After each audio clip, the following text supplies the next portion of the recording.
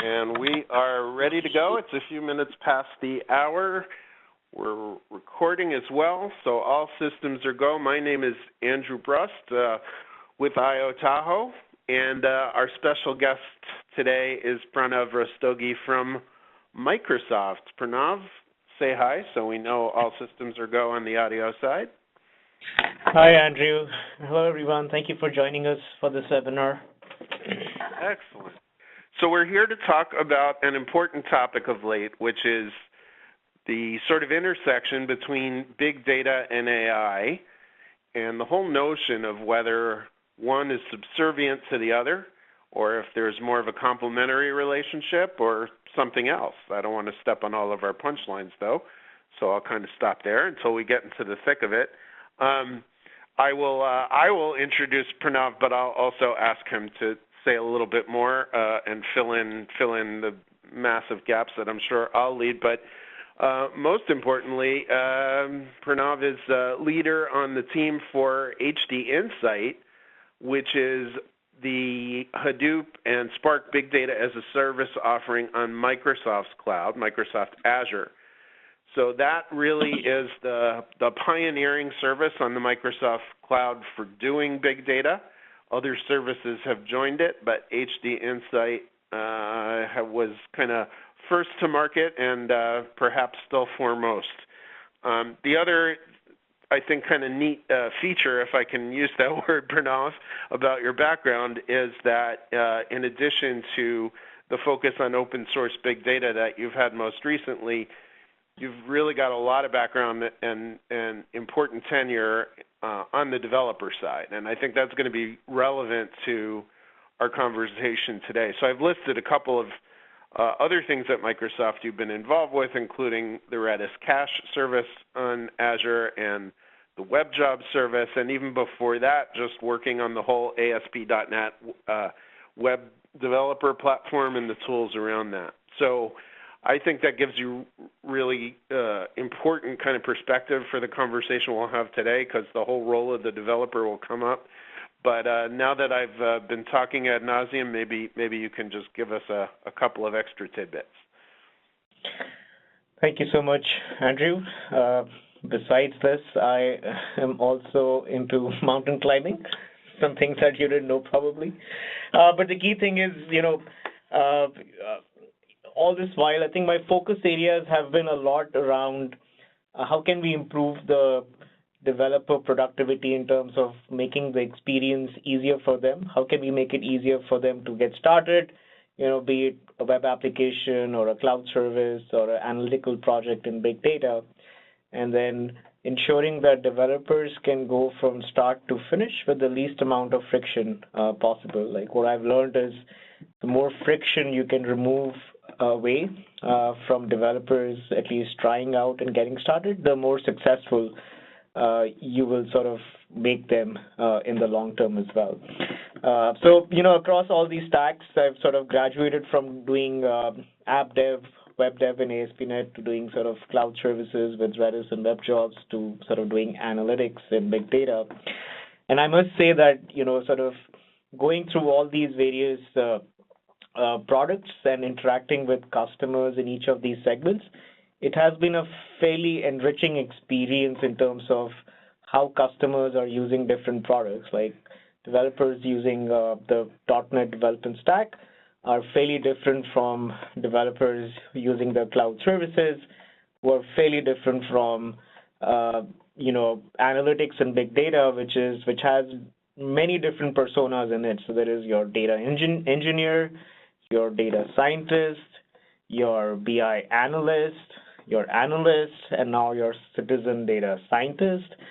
So the spectrum of customers or users interacting with all of these products is fairly broad. And what I've seen is, as what I said earlier, like the more simple that you can make it for developers, the more successful they would be. And I think the biggest sort of learnings and challenge that we have in big data is the adoption of open source in this space. So like the Apache, Hadoop, and Spark are fairly rich ecosystems by itself. Like I think Apache Hadoop probably has around 20 to 30 different projects, which makes the Hadoop stack. And all of these projects have encouraged a growth of a healthy ecosystem in terms of both, open source projects becoming successful, and then sort of their commercial companies behind it that are driving innovation in all these projects as well. So I feel very excited to see the progress that open source has made in the analytical space, and I would love to see that experience sort of getting more simpler going forward. Yeah, thank you for kind of adding that color to this, because, of course, a lot of the big data technology, most of it is open source. Most of it kind of grew up in an environment that's a little different than the environment that a lot of Microsoft enterprise software has inhabited. But really, those worlds are coming together, and really those worlds need to come together. And I think you just kind of spoke to some of the finer points of that. And, I think that'll be relevant to the conversation today as well. Just a little bit on myself before we proceed. I write about big data and analytics for ZDNet. I also cover it as an analyst for GigaOM, and I am strategy advisor at Io-Tahoe. Because really, my kind of purview of the whole market works nicely when I'm working with exciting companies that are in this industry to help them, stay focused and stay competitive. And as the last bullet on this slide will tell you, I've been sort of working in the database world since, I guess, databases were on index cards, or maybe just a little bit after that, but going back to the mid-'80s. So certainly a lot has changed. So let's move on into the discussion now, and no, that's not a typo. What we want to do first of all, before we sort of bring AI into the discussion, is to talk about how we got to where we are just on the analytics side. So that's why we were a little bit coy there in calling this an analysis of analytics. But let's understand really how we got here. And then if we can also understand where we might be going with AI and machine learning and deep learning and so forth, then maybe we can understand better how the two sides come together. And really, if we go back to the days of the index cards, or just a little bit after, Pranav, originally we were all excited about this notion of something called ad hoc query, as opposed to standard reports. That was in many ways the the holy grail all the way back in the late 80s and early 90s. And so it was all about doing queries. We had lots of screens to do query by example, where basically we were picking things and, in effect, even though we didn't know it then, building out a SQL query bit by bit. And from there, drill down analysis came about, and we got some basic charts. We didn't even use the fancy word like visualization there. But that's kind of the baseline, right, with sort of reports, straight queries, and maybe some drill down analysis using OLAP technology. And maybe you could kind of walk us through some of the subsequent steps. Yeah, and also just to add to it, the query and the drill down models and the basic charts model was largely driven by how data was being produced and stored. Like, these were mostly relational systems in SQL, MySQL, or Access database, which were largely around, I have entities and I have relationships. I'm going to sort of model it based on that. And, querying was just an evolution of how folks were keeping track of their business, which was pretty much in a notebook, that became tables that in Excel / columns in a database, and that's how charting happened for a large part of, probably 80s and 90s. But as we sort of moved along, this querying model sort of spread across. There were lots of companies sort of investing in what we used to be a data warehousing system, which was nothing but a more fancier processing, which is an MPP architecture. But what also started happening along in the early 2000s was search was becoming sort of a de facto experience on the web. Like everybody was searching either by Google or Bing with Google. And Google became such a synonymous term that it sort of became a part of your daily life, like you would sort of search.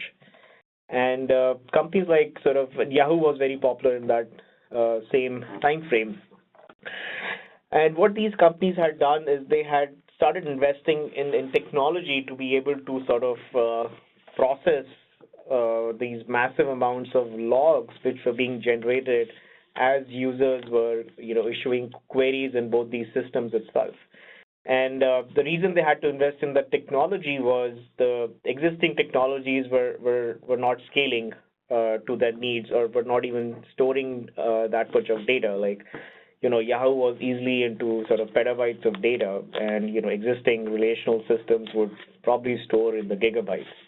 And so you needed some technology where you can store so much of data and you can query data.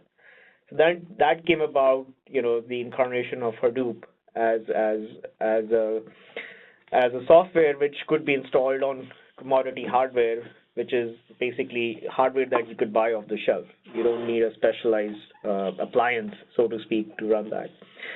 And so that made it possible for Yahoo to sort of process, these massive amounts of data, and they were able to personalize the experience for the users in terms of, they were able to analyze what were the users' browsing habits, what they were looking for, and they could recommend articles or products that they should click on. So Yahoo was one of the first few companies to sort of provide that personalized experience. And given that Hadoop was becoming so popular, they decided to open source Yahoo and the Hadoop and the entire ecosystem.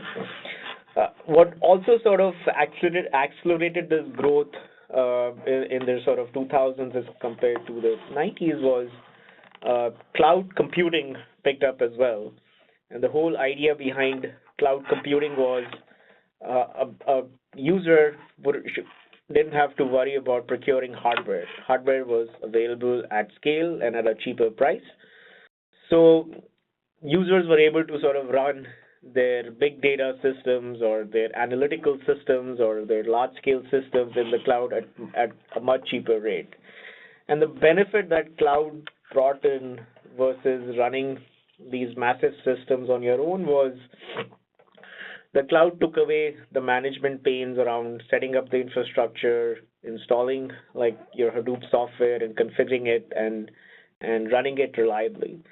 So the cloud took care of all these pain points, where as a user now, basically I was more focused on writing my scripts through Hive SQL or through code in Spark, and I could focus a lot more on doing my analytics.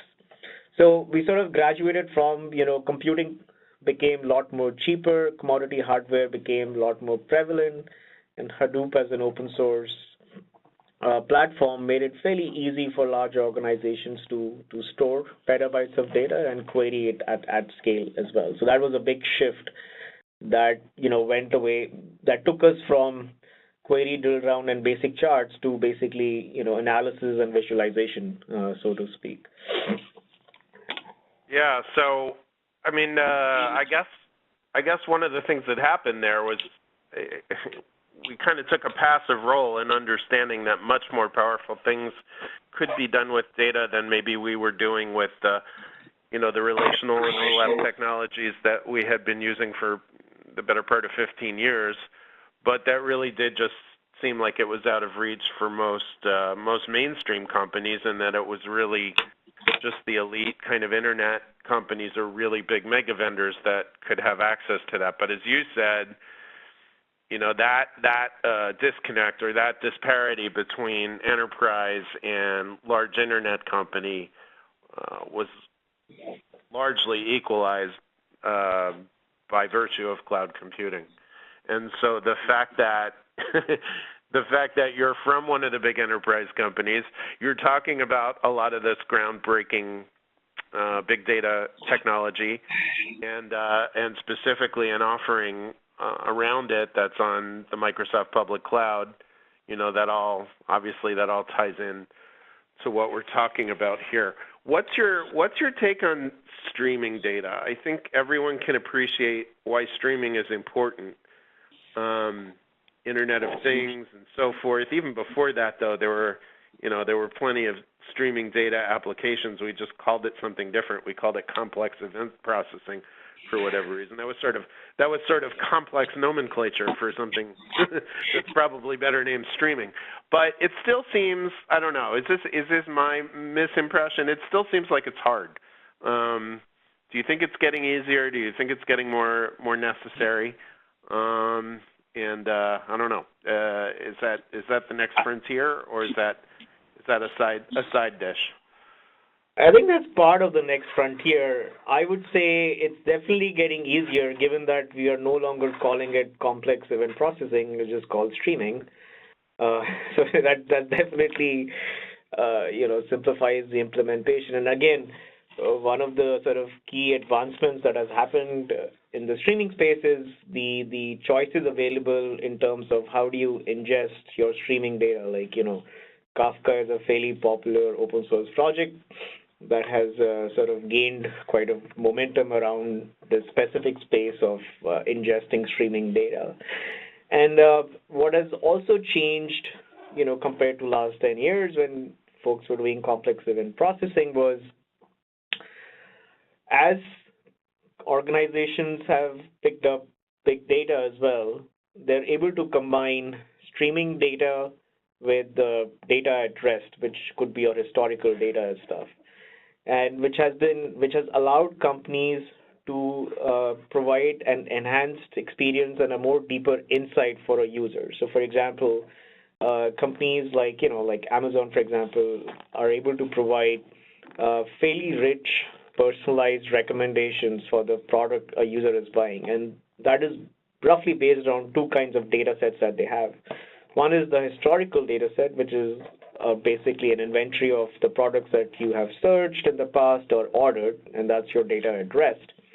And the other one is the streaming data set, which is available when you start browsing on the site, and each one of those products that you visit becomes a stream that gets analyzed in the backend. So companies are now able to sort of combine streaming data with data at rest and run analytics on that data set itself in real time. And you have to acknowledge sort of what's happening. Like, there are different data formats that the data is being streamed in. There are different engines which are sort of processing the data. There are different sort of algorithms being applied. But all of the complexity around, especially in the cloud, like all of the complexity around setting up these infrastructure components or the streaming components has been taken care of by the cloud providers. So you as a user can focus on what's my latency looking like for my streaming data, and like how many jobs did I process, what's the backlog looking like on my streaming pipeline, did I lose any messages or not. And so you're able to turn around fairly quickly on your analysis of this mixing of data in real time and at rest, and then sort of pushing it back to your business problem, which is around, in this case, providing better recommendations in real time to the user itself. So I'm guessing then that's the bit that we're calling the Lambda architecture of bringing that data at rest and the streaming data together into a kind of fusion. That also feels like a holy grail that everybody wants. I still personally am wondering how many companies have really mastered that and gotten it working nicely. But we'll see how that goes. And again, I guess the last kind of phase on here that we're talking about is, in addition to having all of this, now a big part of it is running all of this at scale. Whereas it used to be about setting up dimensional models and doing drill down, and that's still important, by the way, although it tends to be kind of at the end of the assembly line. But a lot of what we're doing with analytics now is dealing with the much larger volumes of data and doing lots of preparation and early discovery and kind of unstructured analysis and doing that up front before we get to the more refined stuff where the questions we ask tend to be predetermined and well known. Yeah, and I think you hit a key point just on the unstructured data part, which is also a change that has happened. Historically, basically all data was born relational, and most of the data was relational because of the databases available and how data was being generated. But with the incoming of big data and Hadoop and streaming data like sensor, IoT-based applications, there is data being produced by machines effectively rather than humans. And so this data is structured, and so you need a sort of a different tool set to analyze this data better, both in an ad hoc manner and then eventually in some sort of a reporting visualization system. Yeah, and I guess a big thing, and it's something that I talked about in a talk that I gave recently to a more non-technical audience of high school students, actually, is that because so much of this data is coming from machines, and because a lot of those machines are oftentimes, not always, but oftentimes kind of tied with humans, I guess I'm thinking of smartphones, and because the data comes so rapidly, because we're taking measurements all the time, data's become really a lot more intimate and personal now, and that creates probably new responsibilities and also new possibilities as we start thinking about artificial intelligence, which we'll get to in a moment. But we also have this kind of model that we wanted to put forward. You and I were kind of talking about this before the webinar was put together here, and that is in this kind of environment of so many new technologies, so much kind of rapid innovation and honestly some volatility that's brought about, we are getting to a kind of equilibrium now. Maybe it's not as ossified as maybe it was in the days where we had, the data warehouse here and the OLAP cube there and the OLTP database in the third position, and that was about it. But we do have up on this slide kind of 4 basic workloads that we're seeing analytics kind of tend towards. So batch analysis, a lot of us are pretty familiar with that because really when Hadoop started, it was all about batch analysis. The whole MapReduce engine and algorithm and paradigm was about taking really large volumes of data and analyzing it in a batch, but really batch almost in the mainframe use of the term, where rather than running queries interactively, we kind of submit a job. It goes in a queue. Eventually, the job gets executed, and then we look at our results kind of offline. So batch is there, but preceding all of this, coming from our world of relational databases and OLAP cubes, we were used to more interactive queries. So that's certainly made a comeback. The streaming data we've talked about, and then, and this is our important segue here, the application of all of this to data science, machine learning, and artificial intelligence. So first of all, maybe you could just shed a little light on what that last one really means, and also, if you wouldn't mind going all the way back to the top of that list and tell us if you think batch is still of major importance, or if it's now almost deprecated because there's so many interactive query technologies that have come on the big data scene.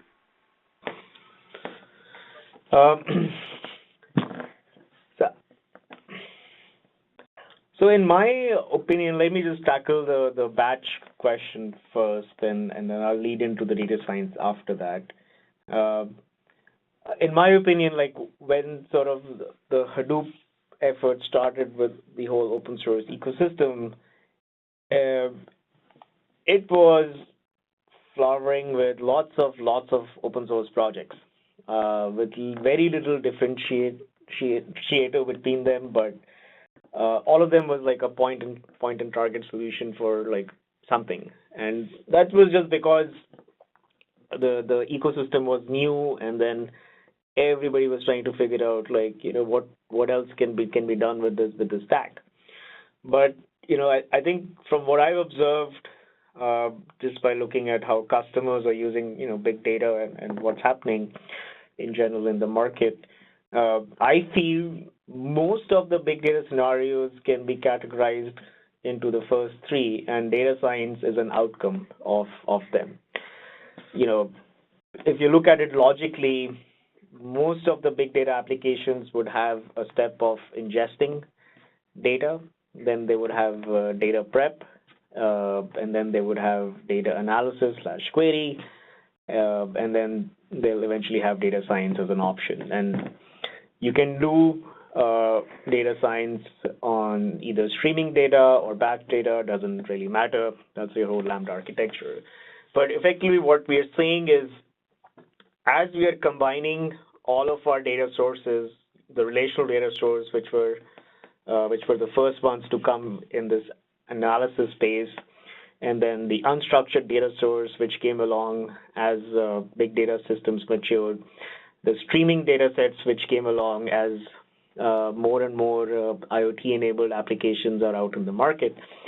You need a way to combine all these data sets and normalize them. So, for example, you can identify a person correctly.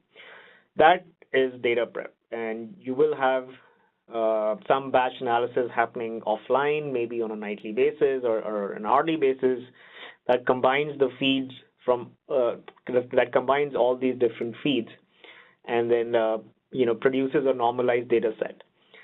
And then from that normalized data set, you always would like to explore the data set, and in my sort of opinion, that's interactive querying. You can use interactive querying for ad hoc exploration, or you can also sort of use it for reporting and dashboarding. And this is a key step, in my opinion, because this is around understanding what your data is. And I feel, if you don't understand what your data is, then you would not be able to use data science to do, for example, prediction or recommendations for your product, because you wouldn't understand what to recommend the user on or what to base the prediction on. So, I think batch is still relevant, because batch is a key part around doing what ETL, which is extract, transform, and load, so you can normalize the data sets. Querying is around ad hoc exploration, and you can do querying on both data at rest and data in motion, which is streaming. And then eventually everything can be sort of augmented with data science. And data science, simply put, is a way for you to extend your analysis to predict something or to figure out the likelihood of an occurrence happening. But for that you need to understand what would you base it on. So, for example, recommendations for a product would be based on the past purchase history or the past items that I've viewed on the site. So you need to be able to sort of figure out what to do data science on, and this sort of leads into feature engineering, as a task. But that's sort of how I see these four kind of workloads fitting together. All right, and we're gonna drill down on some of those for the rest of the conversation. We've laid out a good landscape there, I think. But we need to kind of keep this in mind, though. The thing that we call out at the bottom of the slide here. There's a lot of talk lately. There's a lot of, in my opinion, kind of revisionist opinion that really the whole notion of big data analytics, although we think we've been using it for descriptive analytics and that's an important use case, that really it's all in service of doing data science and predictive analytics. And while certainly all of the descriptive analytics tools work well in that regard, the question is whether that's really all they're about, or if the original use cases of doing kind of descriptive analytics and batch analytics and things of that nature, especially at high volume, if those are still legitimate. As we say in the slide here, if we're down to 4 workloads and data science is only one of them, then why does it seem that so many parties in the industry now are talking about data science as if it's really the only one? So AI is certainly popular as a topic now. Arguably, it's as popular or more popular than the whole notion of big data was back in 2012, 13, and 14. But let's see if we can tease it apart a little bit and get to the real truth here, because while the research is really exciting, while the raw capabilities of the platforms are really exciting, the level of maturity in the enterprise, the level of adoption of AI is still pretty much at its infancy. So what can we really do to kind of bring the practice in line with the promise? And one thing that's probably really useful is to talk about different audiences in the world of AI and data science, because the industry is kind of guilty of this a lot, and I'll self-implicate here because I write for a tech website and I do analyst work, and we love to kind of speak in grand generalizations, really, because it sounds eloquent and it kind of makes things allegedly simpler to understand. We tend to kind of conflate all AI as kind of serving one constituency, and really that's not correct. It breaks down into at least 3 and maybe 4, and we've enumerated all 4 here. So the producers, as we're calling them, these are the folks who are actually working in data science roles, are working in probably a craftsperson-like way with the data, getting it just so, doing some kind of ad hoc query, to use an old term, to understand which columns in the data set are going to be impactful on one other column that we're trying to predict. That gets called feature engineering. And a lot of the tools kind of cater to that activity. In reality, though, it's really just an elite group of people who are doing that, and they tend to be doing it in, as I said, in kind of a craftsperson-like way, in a bespoke way. Gets a little hard to operationalize. So Microsoft has an offering in this space called Azure Machine Learning, and actually it's kind of in a second incarnation already, although still in preview as such. There's also the Databricks offering. Databricks is an independent company. It's the group of people behind Apache Spark. The creators of Apache Spark are the founders of the company. But there is now an adaptation of Databricks on Azure called, logically, Azure Databricks that Microsoft and the Databricks folks worked on together. On the Amazon cloud, there's this thing called SageMaker, and Google's got some offerings here as well. So before we talk about consumers and users, Pranav, what do you think of this kind of, I don't know, this fascination with serving the producers and putting so much effort towards helping the group that's maybe at the very top of the pyramid rather than at the bottom? That's a good way of putting it. I think I agree with you in general. When the industry talks about AI and data science, it's a fairly loaded term, and I feel there's a lot of confusion still on what audience are we targeting with data science or AI in general. So if you look at producers, these are your sort of typical data scientists who are sort of going to build your model for any kind of business impact, which could be build a recommendation or build a prediction model for me.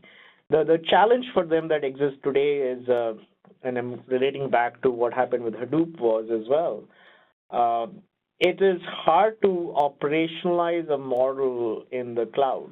And similar to Hadoop, it was hard to set up Hadoop, configure Hadoop in the cloud. And that's why all of the cloud services with respect to like Microsoft Azure HD Insight, like Amazon EMR, Google Data Proc, so all of them are kind of trying to solve the problem for Hadoop in terms of making it easier to operationalize in the cloud. And that's what this segment around SageMaker and Azure Machine Learning and Google ML is trying to do, is helping the producers operationalize their models and run them reliably at scale in the cloud. Because the producers know their data science tool sets, the languages that they use, like Python or many more, the open source libraries that they use, like H2O or like TensorFlow, PNTK, lots of libraries around it. So they have good exploratory libraries as well. So they're able to sort of use all of the tool set that they have, get access to the data, explore, do feature engineering, figure out what model to apply. The question comes is like, how do you train the model across a large data set at scale? And once you've trained it, how do you deploy the model as a web service so you can call the web service from anywhere in an application or from a database call so you can start scoring? And then how do you maintain a historical view of what runs of my training succeeded? How do you do experimentation? You split your data set into two parts, one for training and one for validation. And how do you play around with different parameters that all of these models have? So all of these are sort of hard problems. And most of these producers need sort of cloud computing to be able to run these models at scale. And I think there's a lot of work to be done to make this operationalization experience much more easier for this target segment, because this is the key segment that's going to produce the model. And so this is the key IP, so to speak, that businesses would be looking out to. So the more productive we make them, the more richer the ecosystem is going to keep growing of models coming out. All right. So we've got all these great tools for the producers, but it's really some groups that downstream of them that are probably going to be the ones most responsible for propagating AI out there. So application developers are actually a really important group, and there are tools or libraries available to help them. Some of those are listed here, things like CoreML from Apple. There's now WinML from Microsoft, actually. We don't have that on the slide, but it's probably worth mentioning. And the whole assumption here is that the model's already built and trained, and probably even deployed. And then with that in place, then there's APIs that can be used to run predictions against the models. And then even downstream of those folks are the users of their applications who will actually benefit from the predictive capabilities in the applications. And they don't need to have any AI skills at all. And in fact, they may not even be explicitly aware that AI technology is helping them. I would even make the argument that the less aware they are, the more helpful it's being, right? We want this stuff to really blend into workflows and not stick out. That's probably where it's going to benefit the most users and especially business users. So arguably those are bigger audiences, right? Producers is the smallest, consumers is bigger than that, and users is bigger still. We also asked the question here of whether we can have kind of a hybrid of the producer and consumer role. If we can have developers who maybe don't have a data science background, but can still be in the position of being able to create models. And what that would mean, of course, is that we'd need tooling and products that could create models and be operable by people without, a really heavy background in statistics and understanding all of the concepts of picking an algorithm and tuning its parameters and so forth. So what's your belief in terms of how Microsoft sees this, or just your individual observation on how other companies are seeing this? Are we gonna get to that role, or are we gonna stay in this kind of existence where a small group does all the production, and developers really need to be dependent on them before they can bring predictive capabilities into their apps? That's a great question. In my mind, like right now, where we are in terms of data science and AI is an experiment. We are trying to figure out as an industry how it's going to sort of go forward. And I'll call out a few challenges that I have seen, which are very interesting in this space. So, let's say the producers produce a model that the consumers will call in their application. Now, machine learning or data science by itself is based on statistics, and machine learning, like prediction models, are going to give you a score of a prediction. And it's not going to be a consistent score each time you call, the API. So from a consumer developer perspective, it's a fundamental shift on how do they build applications now who are going to call into ML models, and the response is not deterministic. So for example, we have vision APIs that can sort of detect your facial structure, and most of the cloud companies have offerings around it. However, each time you call the API, which relatively the same image, you could get a different result. And the open question is, what do you do in this case? Like, how do you improve the confidence level of the developer who's consuming your model? Because at the end of the day, the developer is going to build some app which is going to consume the machine learning models. And let's say if they're building a recommendation app, then they'll show the appropriate recommendations to the user. But you always want to make sure that they're showing the right recommendations. Otherwise, the user will have a bad behavior. But it's a hard problem because so far, at least what I've seen, developers have been used to sort of calling into deterministic APIs, which give a deterministic result based on the same set of parameters and stuff. But that's going to change with machine learning models. And it'll be very interesting to see how the industry adopts sort of that change in productivity and sort of developer applications. And then I feel there's both producers and consumers are sort of serving the users at the end of the day in terms of building applications. And the more we can hide the AI or ML from the users, I think the better the experience is going to be. There are some fantastic sort of applications out there that at least I have used personally, where Google, for example, in Gmail, it auto-suggests a reply to the email based on the content. And today it prompts you for 3 or 4 different suggestions that you can choose from, but it's not a great experience because I have to still choose. So I am, in this case, literally training the model. I think in an ideal state, it would be great if I didn't have to sort of, train the model and the Gmail or Google would sort of figure out what the exact reply is. That would be a seamless experience for users, where there's no human intervention sort of required, and that is the promise of AI.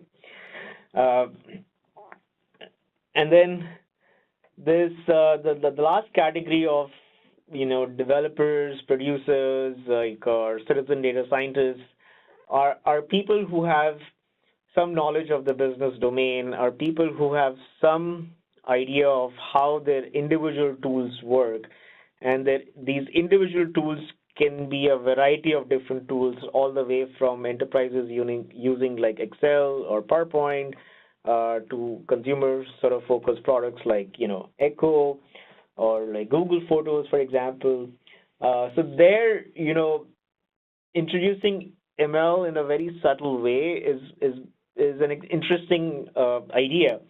So for example, in PowerPoint, if you have a bulleted list of dates, it's going to create an automated timeline for you, which has been a fairly painful task.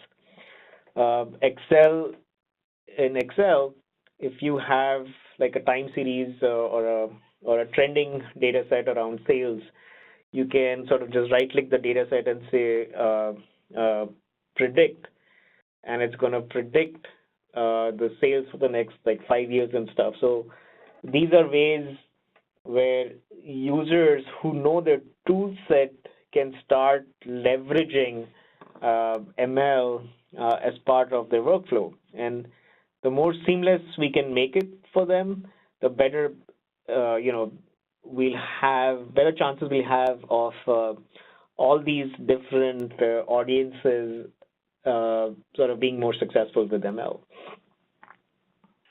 All right. Well, I agree with you about the whole notion of non-determinism being a tricky thing for developers who are, used to calling one function and getting back a specific result. The notion that things can vary is a little bit of a jump, but meanwhile, it still does allow us to put the whole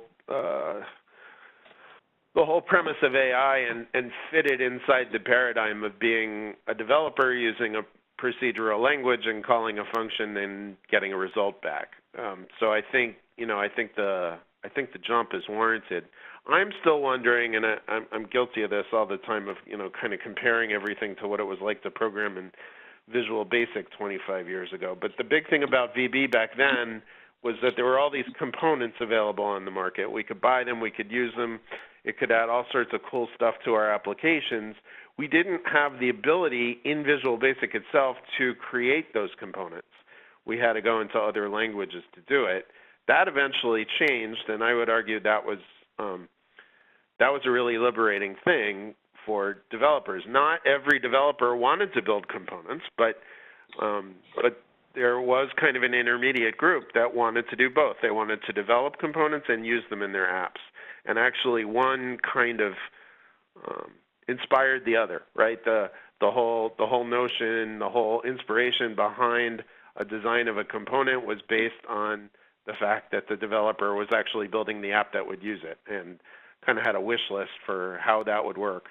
I do hope that something comparable can happen in the AI world.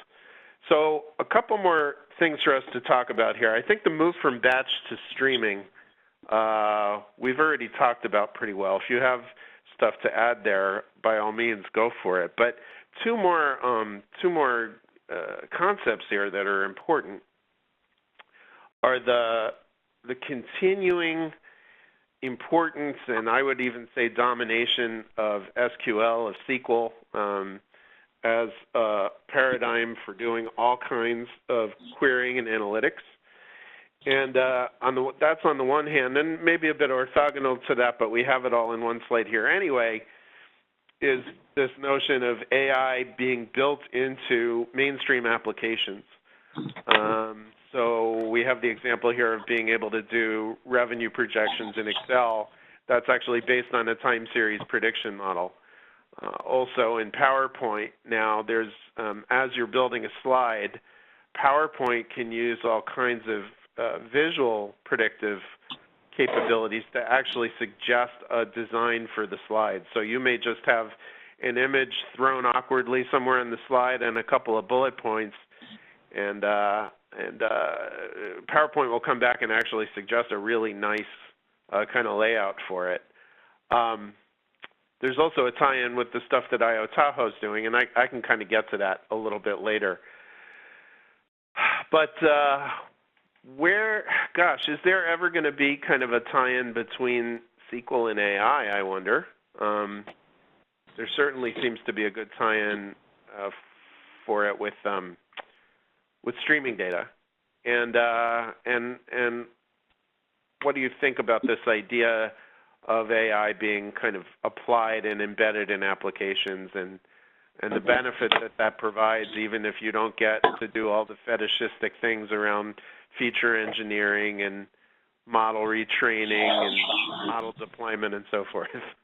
I just threw a lot of stuff at you at once there, but consider this some batch analytics, I guess. So I think I'll sort of summarize in 2 points. One, as an industry, I think we have a huge opportunity to enable this sort of developer audience that knows SQL as a language. And the question is, how do we augment their existing skill set with analytics? How do we help them make the jump from, hey, I was comfortable writing SQL queries, I can write scripts, and how can I add the next step of analytics and data science to it? What sort of tool sets can we provide? What sort of tooling can we provide? Like you mentioned Visual Basic as an example. Like, I think it would be great, at some point to extend, for example, the SQL Server Management Studio to have some analytical capabilities, or in general have analytical tool sets available for all these data developers, so to speak. Because there are lots of apps being built, lots of data being generated in these applications, but intelligence is what is missing from this scenario. And I feel there is a huge market out there to enable the SQL developer to do machine learning.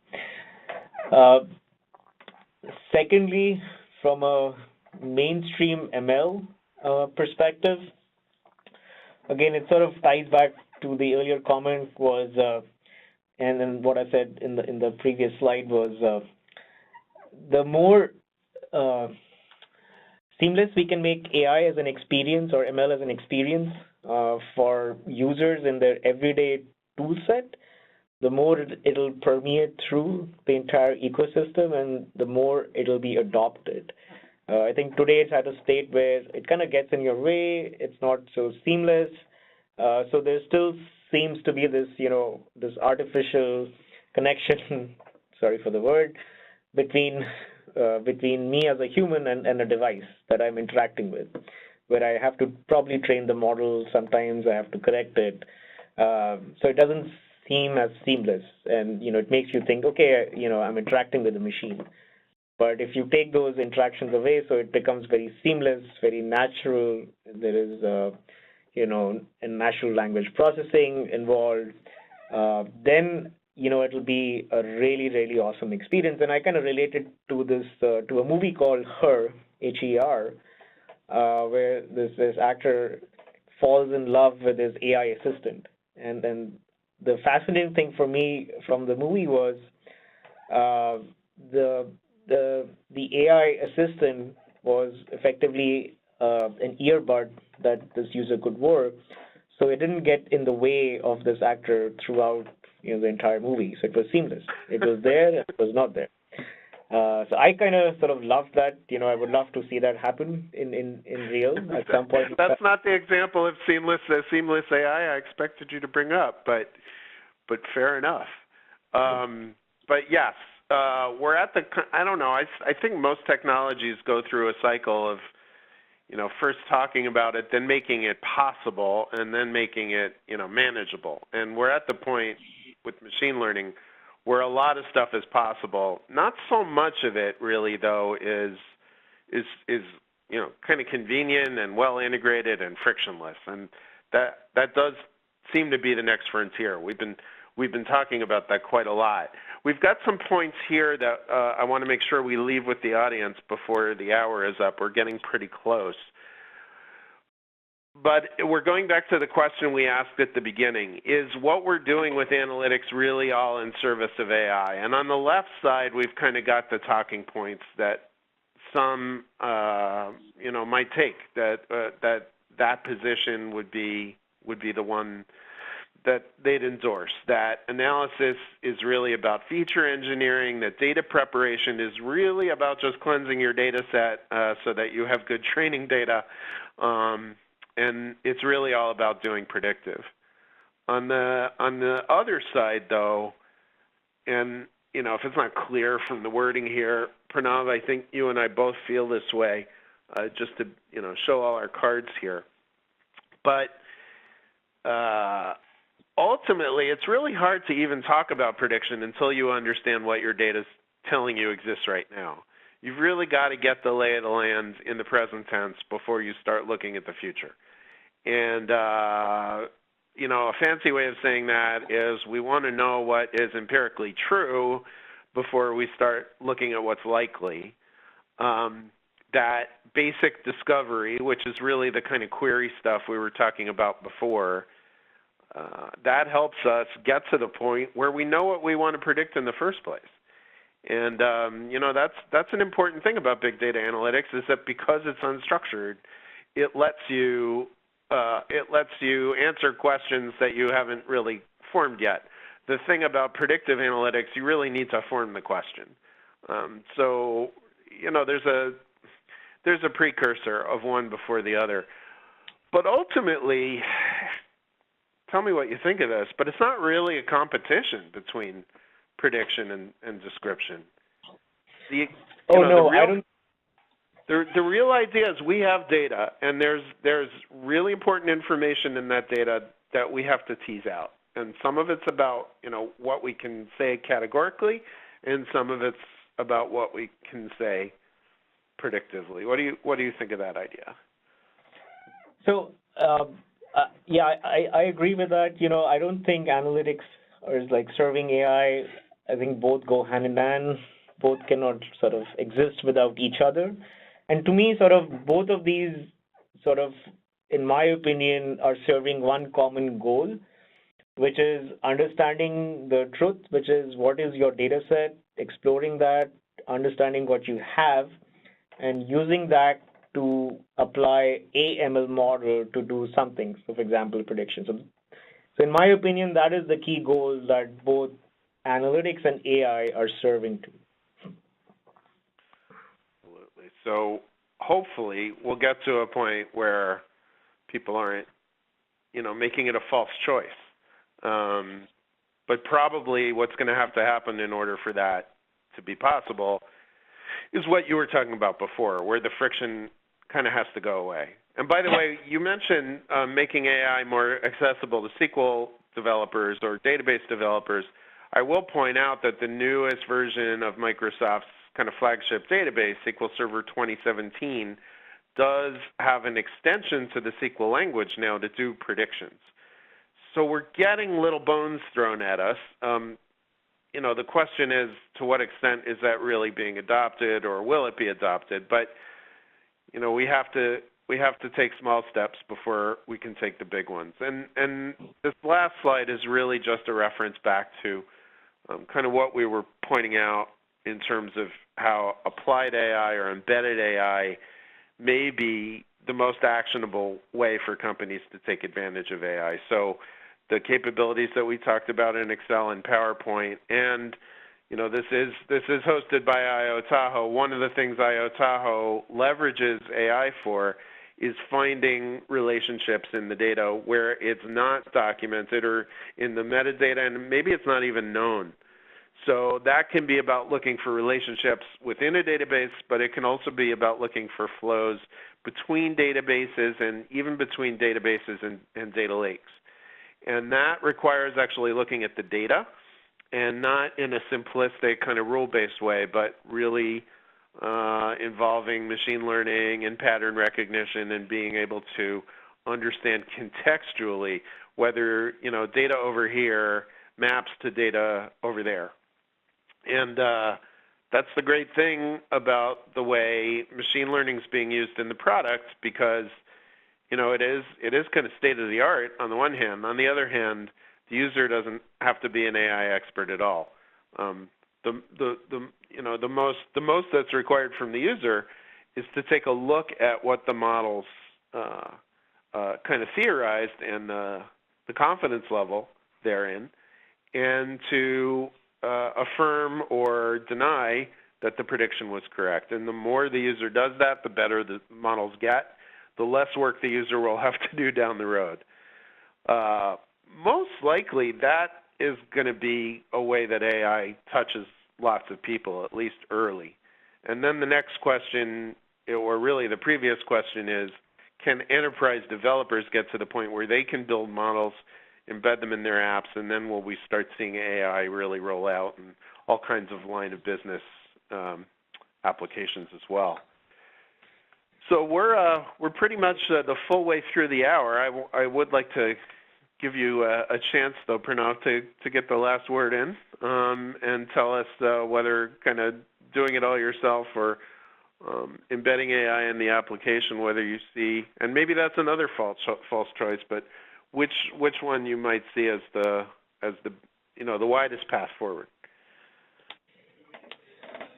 The widest path forward is to embed AI everywhere. However, somebody has to produce it, and for them to produce it and run it reliably at scale, I think the cloud providers need to ensure that operationalization of these models is easier. So there's a different target audience, and I think from my perspective, the cloud services, all the companies investing in AI and ML have to ensure that the producers are successful, and all the developers sort of need to ensure that the end consumers, so to speak, the embedded AI is prevalent everywhere or is embedded everywhere, so AI sort of becomes part of your application. Like AI, in my opinion, should be treated as like design. Like you think about design of your application, your color schemes, I think AI should be like that. All right, well, hopefully we'll get there. By the way, for those listening live, an article that I wrote that was just published about a bunch of new AI-related announcements from NVIDIA in terms of what they're doing with GPU technology, and there's a lot going on there. They've basically doubled the amount of memory that each GPU can accommodate, and they've announced some new interconnect technology so that you can chain more GPUs together. So the two of those things combined make for the ability to go faster and handle much, much bigger data sets. Exciting stuff. And that kind of points out that we're still at the point, really, in all of this technology where, we're even getting the hardware together. So we're taking some stabs at it from the software and the developer perspective. The underlying hardware is still improving, and what's, I think, likely is that this will eventually all converge into some very powerful stuff that's probably a lot easier to use than what we have today. And with that, I think we're going to have to sign off. Pranav, thank you very much for joining us. It was exciting to have someone from Microsoft in the conversation. Grateful to you and grateful to our audience for tuning in. A recording of this will be available shortly, probably in the next 48 hours. Tell your friends, and depending on your time zone, have a good rest of the afternoon, evening, or have a good morning. Thanks to everyone. Thank you.